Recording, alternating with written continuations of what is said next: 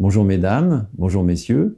Voici un nouveau concept de la réalité où il n'y a pas de hasard, où tout est lié et en interaction en permanence.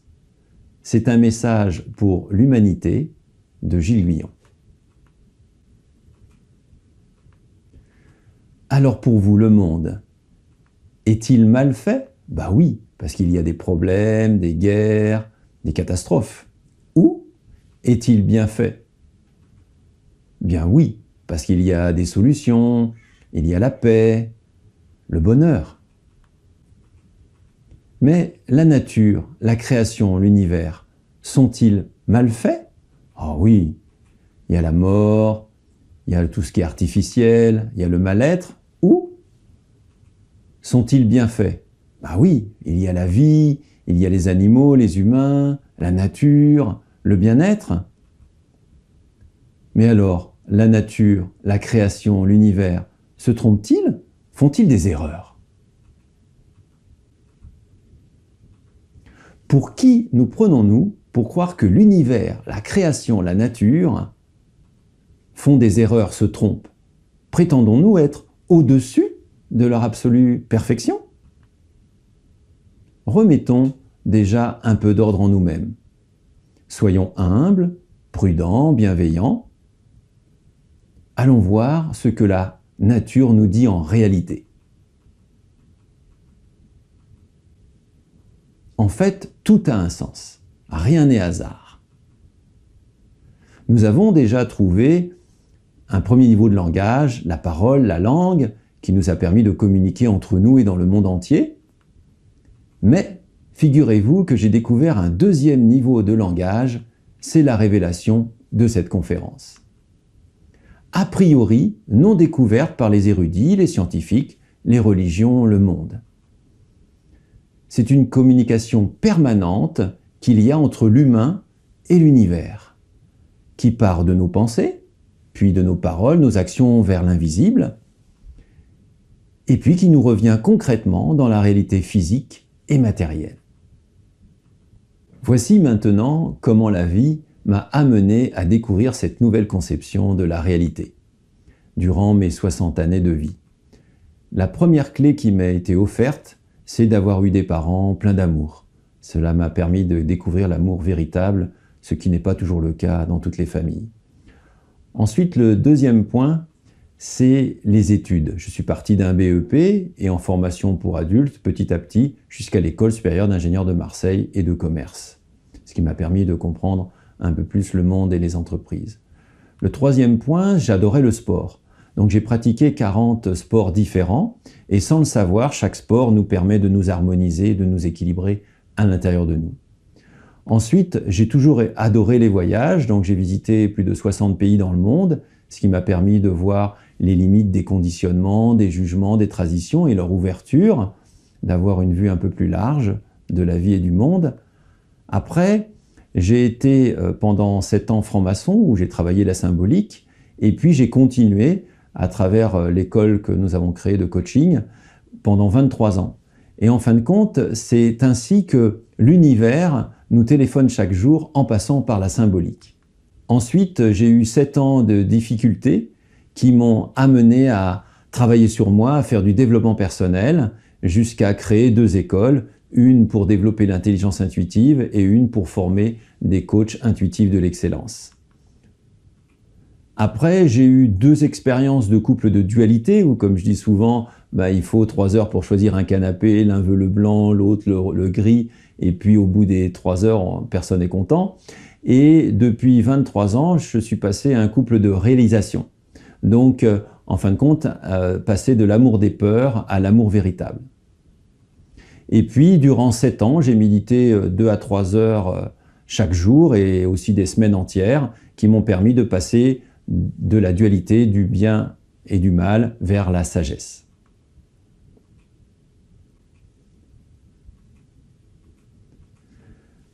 Alors maintenant, comment j'ai découvert cette nouvelle conception de la réalité? En fait, j'avais un client que je suivais qui avait toujours les bras et les jambes croisés.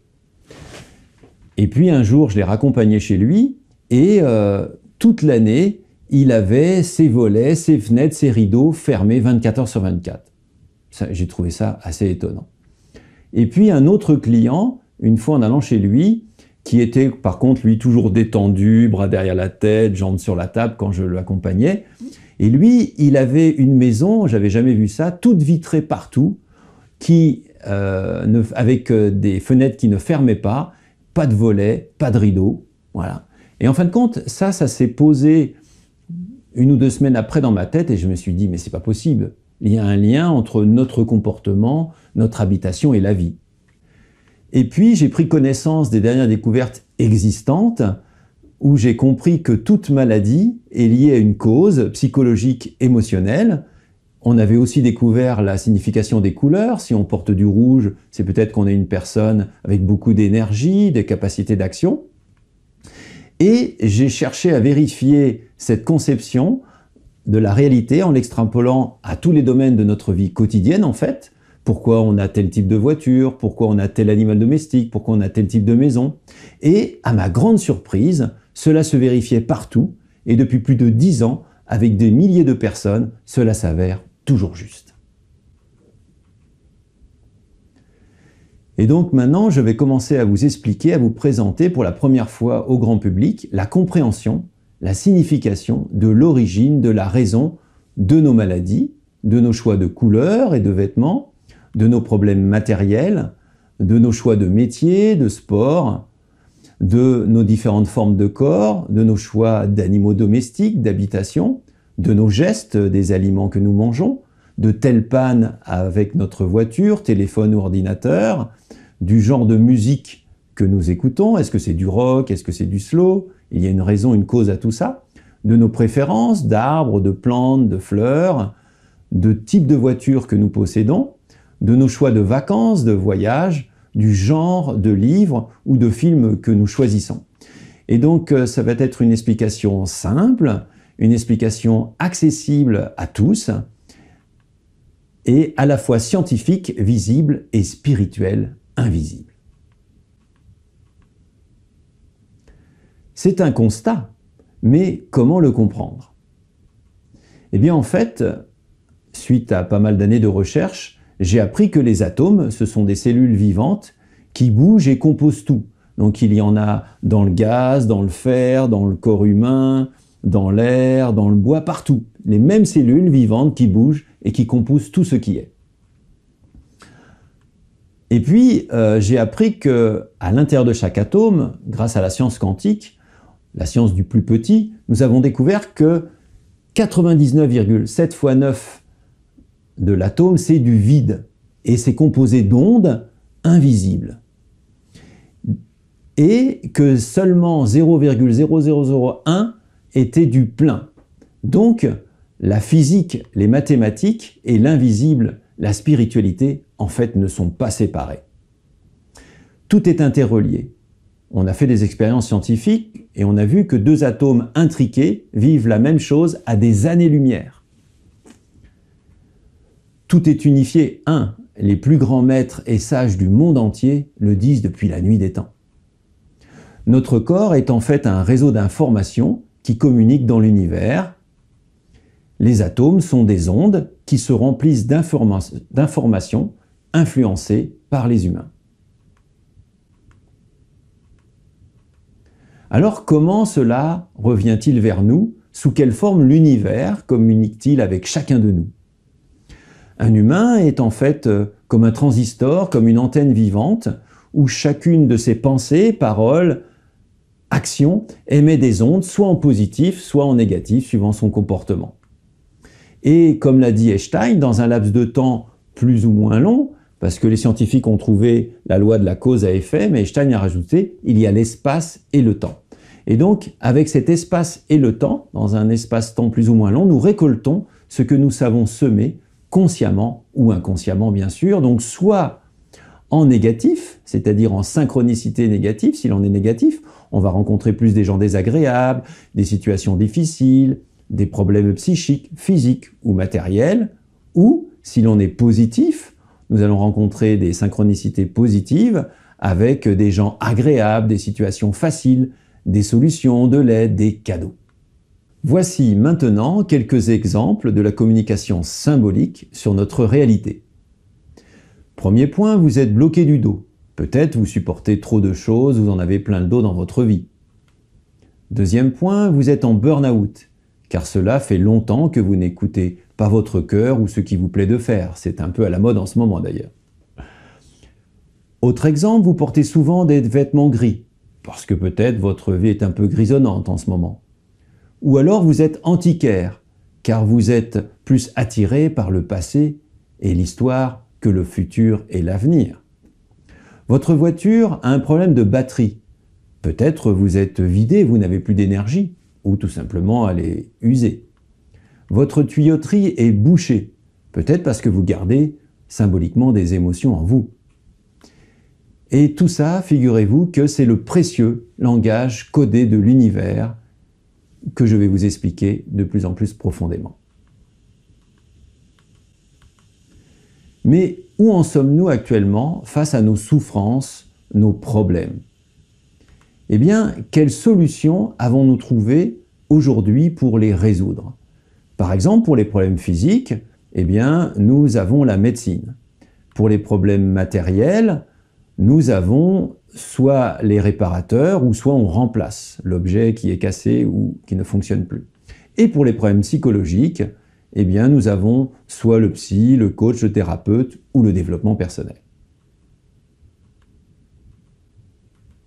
Notre problème aujourd'hui par rapport aux solutions actuelles que je viens de vous citer, c'est que nous sommes focalisés uniquement sur la conséquence de nos problèmes et non sur la source, leur origine, leur cause.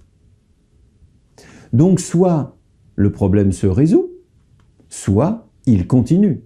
Et dans ce cas, soit il perdure, soit il mute, il change. Par exemple, on arrête la cigarette, mais par contre, on va avoir plus envie de sucreries. Ou soit il s'amplifie. La plus efficace des solutions, comme vous commencez à le comprendre, c'est bien sûr en 1, d'identifier l'origine de nos problèmes, en 2, d'agir sur la cause de nos problèmes, et en 3, logiquement, la conséquence s'arrête. Existe-t-il une avancée à ce sujet, des recherches, des résultats, une nouvelle conscience? Quand on tape cela sur Internet, que trouve-t-on? Alors j'ai fait des recherches et des études au niveau de tous les peuples anciens, les peuples racines. Et qu'est-ce que j'ai découvert? Eh bien, pour les Pygmées, sachez que pour eux, leur enseignement est que nos actions permettent l'émergence de la forme et finalisent notre création, soit en problème, soit en aide, que toute maladie, tout accident témoigne en fait d'un désordre intérieur à traiter. Pour les Kojis, toute émotion prolongée engendre un corps de souffrance, puis une maladie. La guérison est, au sens large, mentale, environnementale, psychique et spirituelle, pour retrouver l'ordre de la vie. Pour les Amérindiens, le monde est langage, notamment sous forme de signes, synchronicité, coïncidence réelle, ce qui les différencie des superstitions. En enfreignant les lois de la nature, celles-ci nous renvoient le reflet de notre déséquilibre au travers de maladies, de problèmes divers en signe d'avertissement et d'aide. Pour les Navajos, c'est notre dualité qui crée notre lot de problèmes. Pour tout problème conduisant à une lutte intérieure, la solution est donc de réintégrer l'harmonie entre soi et le tout. Pour les Mongols, l'esprit, le corps sont reliés au cosmique. Le cosmos envoie le problème, une maladie, pour nous faire comprendre tout ce qui est primordial sur Terre. Nous avons à apprendre à lire le monde comme dans un livre, où notre vie prend alors une profondeur insoupçonnée et où le sens émerge à chaque pas. Et enfin, pour les Maasai, nous devons conserver un lien harmonieux avec soi, l'autre, la terre, l'eau, tous les éléments. Nous sommes reliés à l'invisible, depuis le visible, par le monde symbolique de la nature. Le grand mystère est omniprésent. Eh bien, figurez-vous que tous ces peuples-là, anciens, racines, partagent tous la même conscience et elle est différente de la nôtre. Maintenant, où en sommes-nous au niveau des chercheurs de l'absolu? Eh bien, comme vous pouvez le voir, il y a déjà 3000 ans, le Yiking, le Tao, associait déjà l'idée de sens et de voie à suivre au cœur de la synchronicité. C'est en fait l'union de la science des mathématiques et des sciences humaines. Et sachez que les sciences humaines ont commencé dans les années 1970 et on commence seulement à les croiser depuis une trentaine d'années. Mais c'est déjà merveilleux. Ensuite, Jung, en 1900, médecin fondateur de la psychologie analytique, a dit « La synchronicité correspond au fonctionnement de l'âme. Notre vie, nos émotions se déploient à travers de motifs symboliques, sous la forme d'événements quotidiens. Plus notre mal-être est fort, plus les synchronicités négatives le sont. Il existe une construction parfaitement ordonnée, en fait, de la vie. » Pour Gandhi, que tout le monde connaît bien, vos croyances deviennent vos pensées deviennent alors vos mots deviennent alors vos actions deviennent votre destinée. C'est donc nous qui créons notre vie. Et enfin, Einstein a dit « Toute cause donne un effet ». Mais il y a en plus un lien entre le temps et l'espace qui serait déterminé par le psychisme, c'est-à-dire nos pensées, l'esprit. Comme vous le voyez, certaines des plus grandes figures de l'humanité convergent vers la même conscience, tout est interrelié. Ensuite, allons voir au niveau du bien-être les différentes avancées. Eh bien, tout d'abord, au niveau de l'Antiquité, au temps de l'Antiquité, eh bien, déjà les Grecs et les Latins, ainsi que l'élite de ces sociétés, réfléchissaient au bien-être. Ensuite, moins 500 ans avant Jésus-Christ, Confucius a dit « Le développement personnel est primordial ». Après, le bouddhisme propose de développer continuellement le calme personnel, la maîtrise de soi et la conscience. En 1900, Émile Coué, pharmacien français, crée sa méthode de guérison et de développement personnel avec la pensée positive. Nous en avons tous entendu parler. Ensuite, en 1930, Dale Carnegie amène le développement personnel dans le monde de l'entreprise jusqu'au poste de direction. 1930 voit aussi la naissance des sciences humaines et sociales. En 1940, Abraham Maslow crée la pyramide des besoins et permet l'épanouissement du développement personnel par le biais de l'évolution humaine. La pyramide de Maslow, pour ceux qui ne la connaissent pas, le premier besoin, c'est de manger. Le deuxième besoin, juste au-dessus, c'est de se loger. Le troisième besoin, c'est d'avoir une famille, une appartenance, un pays. Le quatrième besoin, c'est d'avoir un travail. Sachez que dans l'étymologie du mot travail, c'était un appareil de torture pour écarteler les gens au Moyen-Âge avec 4 chevaux. Et le dernier niveau de réalisation d'un humain sur Terre, c'est être dans sa mission de vie, sa raison d'être, en donnant un sens à son activité professionnelle. Ensuite, 1968 a vu la révolte des jeunes à Paris, propulsant la nécessité d'une meilleure connaissance de soi et élève l'idéologie du développement personnel au rang d'impératif culturel. C'est là qu'ont commencé à naître les vacances aussi. Ensuite, en 1980, les premiers salons bien-être sur le développement durable de l'écologie arrivent en France. Actuellement, sachez qu'il y en a plus de 500 chaque année, en plus du salon du bateau et de la voiture, bien sûr. Et puis, en 1990, est arrivé le décodage biologique, qui est né en Allemagne par Hammer, puis est venu en France, en Europe, puis a gagné le Canada, les États-Unis et le monde entier. Il est utilisé à ce jour uniquement au niveau des problèmes physiques, des maladies et des couleurs. Maintenant, je vais vous présenter les avancées et les preuves scientifiques, et voici la première, avec, en 1801, le scientifique Jung, qui démontre que la lumière est une onde, puis, en 1906, le scientifique Thomson, qui invente le téléviseur et qui prouve que les électrons, qui sont beaucoup plus petits que les ondes, sont aussi des particules vivantes.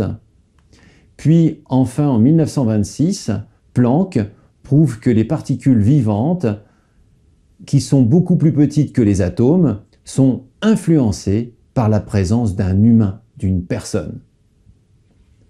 Et maintenant, nous allons regarder la vidéo.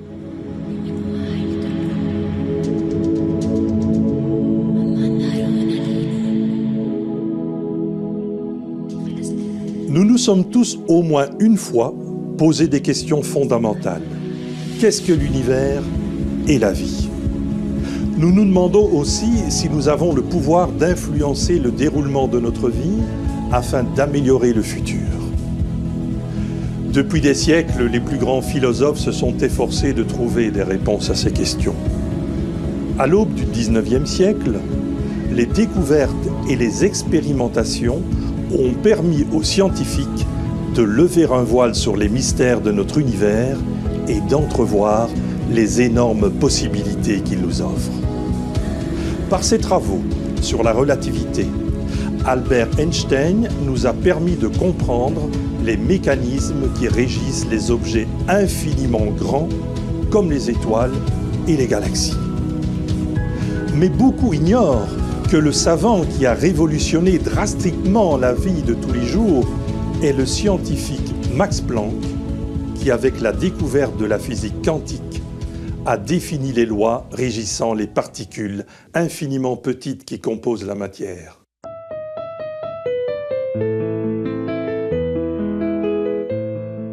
Le point de départ de cette constatation est l'expérience réalisée en 1801 par Thomas Young. Mais, en premier lieu, réalisons l'expérience qui consiste à envoyer de minuscules billes vers un écran au travers d'une plaque percée de 2 petites fentes. Les traces d'impact sur l'écran vont consister en 2 traits grossiers et parallèles, ce qui est normal. Eh bien, Thomas Young avait réalisé une expérience similaire, mais en remplaçant les microbilles par un rayon lumineux. Mais ce qui est encore plus extraordinaire, c'est que lorsqu'ils observaient ce phénomène au moyen d'un appareil approprié, afin d'étudier par quelle fente les photons passaient, les traces d'impact sur l'écran n'étaient plus des franges d'interférence, mais 2 lignes parallèles comme dans le cas des microbilles. Il était donc évident que ces objets quantiques se transformaient d'ondes en particules, comme s'ils étaient conscients de l'observation dont ils faisaient l'objet.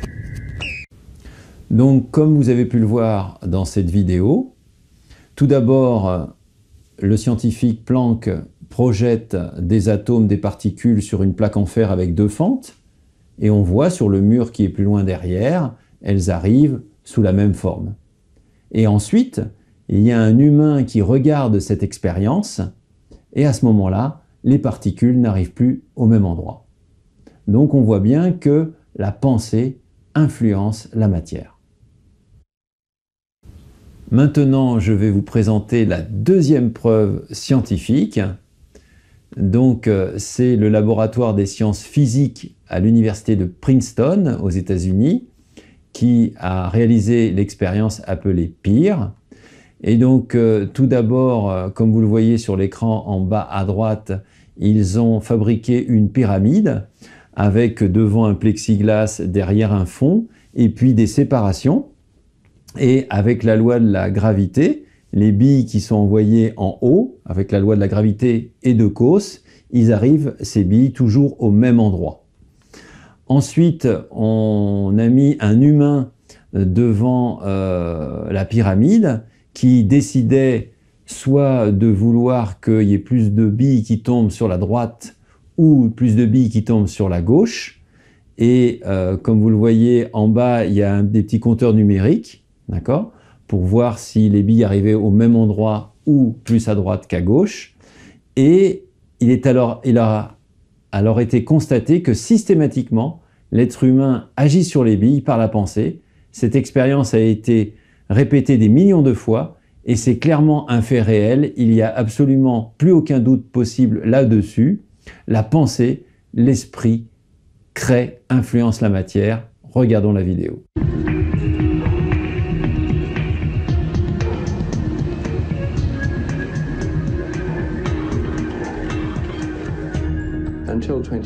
Jusqu'à il y a environ 20 ans, la plupart des scientifiques ignoraient la conscience. Elle ne faisait pas partie de la science. Bien sûr qu'elle existe. La théorie quantique nous donne une vision très différente par rapport à la vieille vision matérialiste du 19e siècle. La conscience est un champ de possibilités. Et je pense que le royaume de la conscience est un royaume de possibilités. Nos esprits sont des systèmes de champs. Je ne pense pas qu'ils soient confinés à l'intérieur de nos têtes. Je pense que nos esprits s'étendent bien au-delà de nos têtes.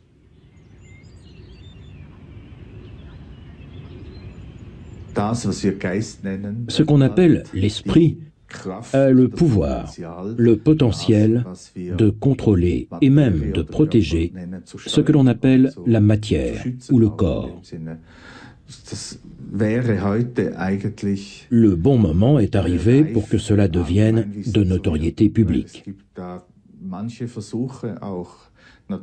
Il y a des expériences, y compris des expériences scientifiques, qui montrent clairement que l'on peut influencer la matière avec notre esprit. Par exemple, lors de l'expérience PEER à l'université de Princeton, ils ont installé un système avec des petites balles.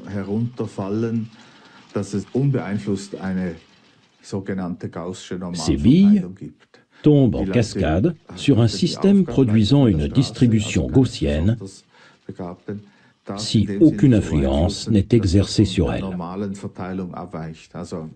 Zu viele links oder zu viele rechts dann wären. Und man hat gesehen, das funktioniert.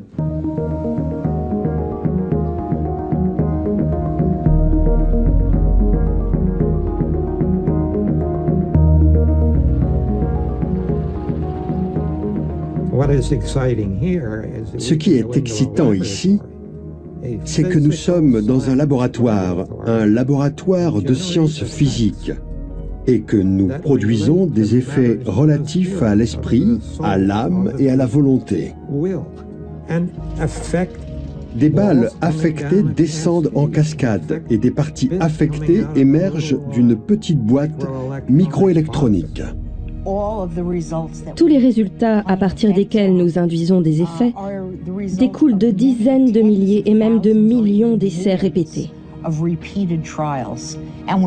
Nous voyons encore et encore et encore ce changement dans la direction de l'intention. C'est clairement un effet réel. Nous n'avons aucun doute là-dessus. Je vais vous présenter maintenant la preuve scientifique numéro 3, la plus parlante, qui a été réalisée par le scientifique René Péoc, qui en a fait l'objet de son doctorat en 1986, donc tout le monde peut le vérifier, bien sûr. Et donc la première expérience, c'est qu'il a vérifié la théorie de Lorentz, c'est-à-dire que dès qu'un humain ou un animal naît près d'un autre animal, par exemple le poussin est d'habitude né près de la poule, mais si on fait naître le poussin près d'un humain ou d'un autre animal, eh ben, il pense que c'est sa maman. Donc ça, c'est la théorie de Lorentz qu'il a d'abord vérifiée. Ensuite, il a réalisé la deuxième expérience, c'est-à-dire qu'il a fabriqué une petite boîte électronique qui bouge de manière chaotique, aléatoire. Il a mis des poussins près de cette boîte et donc le poussin, comme ça bouge, eh bien, a suivi cette boîte. Au bout d'une semaine, il pensait que c'était sa maman.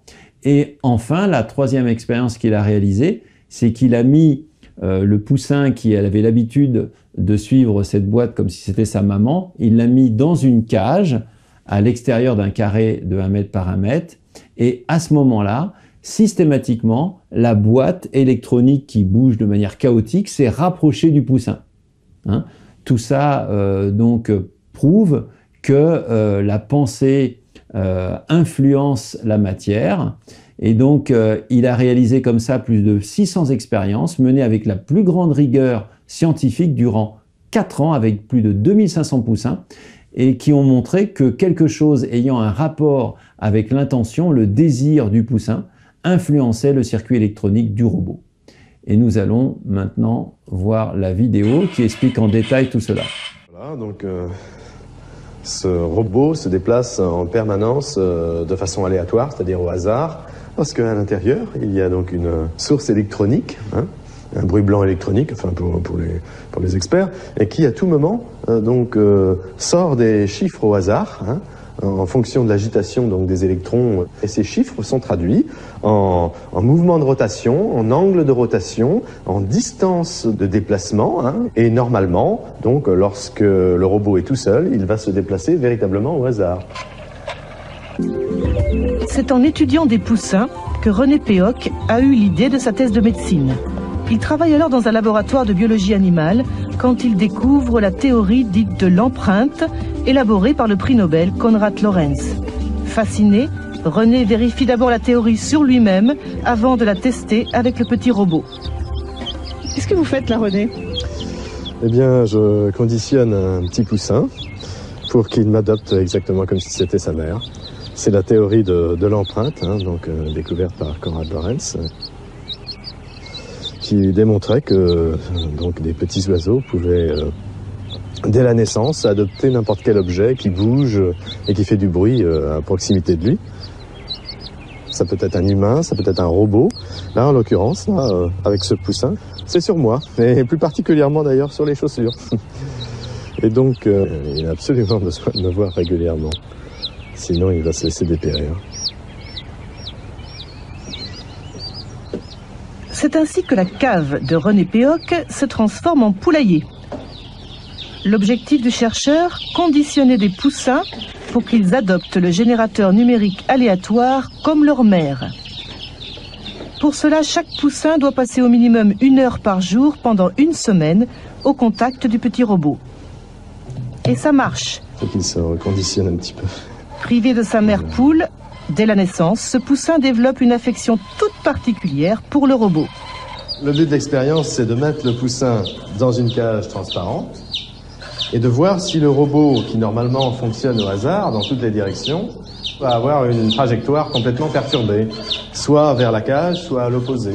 Donc, va-t-il y avoir une influence de la pensée du poussin pour attirer le robot, ou est-ce que c'est impossible ?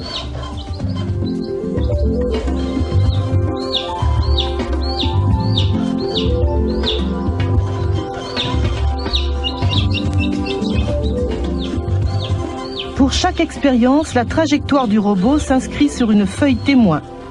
Normalement, les tracés sont totalement anarchiques, comme le veut le hasard. Mais là, on dirait que le robot sait où il va. Pendant 20 minutes, il s'approche doucement mais sûrement de la cage, comme s'il répondait aux appels désespérés du poussin. Apparemment, la volonté du petit oiseau a brisé la loi du hasard.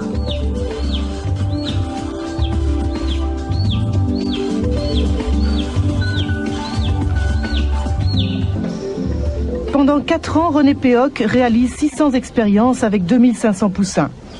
17 ans plus tard, il a conservé les tracés comme autant de pièces à conviction. Pour lui, ils sont la preuve que l'esprit a une influence sur la matière, même si actuellement aucune loi physique ne permet de l'expliquer. On a obtenu de très très nombreux tracés, dont certains tout à fait impressionnants, comme celui-ci, vous voyez, où le robot est parti du centre et allé directement dans le coin où se trouvait la cage du poussin. Donc des tracés de ce genre, on en a en pagaille. On a fait la moyenne statistique de tous ces tracés. Bon, certains peuvent donner de mauvais résultats, hein, et aller dans la direction opposée, mais en moyenne, on a obtenu un robot qui s'est déplacé 2,5 fois plus souvent vers la cage que dans la zone opposée. Conclusion. Sur Terre, nous avons les choix suivants. Soit d'être dans le négatif, c'est-à-dire d'aller dans ses peurs, ses émotions, symboliquement son ombre, et être négatif, pessimiste, critiquer, être une victime ou un persécuteur, rester dans sa zone de confort, dans ses habitudes, juger les autres et ou soi-même. Et ce que j'ai remarqué avec les milliers de clients que j'ai suivis, c'est plus facile, mais notre vie va être de plus en plus dure, problématique. Soit de rester centré, symboliquement dans sa lumière, en étant positif, optimiste, dans le calme physique, émotionnel et mental, dans l'accueil, l'ouverture, l'amour de soi et des autres. Et à ce moment-là, ce que j'ai remarqué avec nos clients, c'est que C'est certes moins facile, mais notre vie va être de plus en plus harmonieuse. En fait, votre conscience est votre responsabilité maintenant.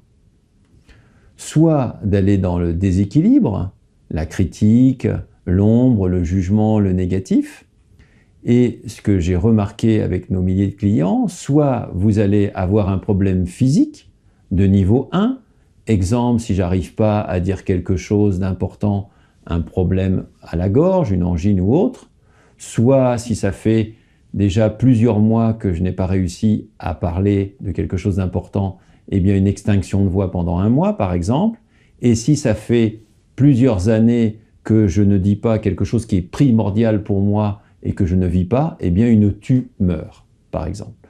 Ou sinon, un problème matériel, exemple de niveau 1, je n'ai plus envie d'aller à mon travail qui me plaisait avant mais plus maintenant, eh bien mon réveil ne va pas fonctionner, ou la voiture ne démarre pas, un problème avec le démarreur, ou un problème de niveau 2 matériel, je sors de chez moi et on m'arrache tout le pare-choc parce que j'ai pas vu une voiture par exemple, ou un problème de niveau 3, eh bien en allant à mon travail, j'ai une seconde d'inattention et je sors de la route et je fais des tonneaux et j'ai de très très gros problèmes.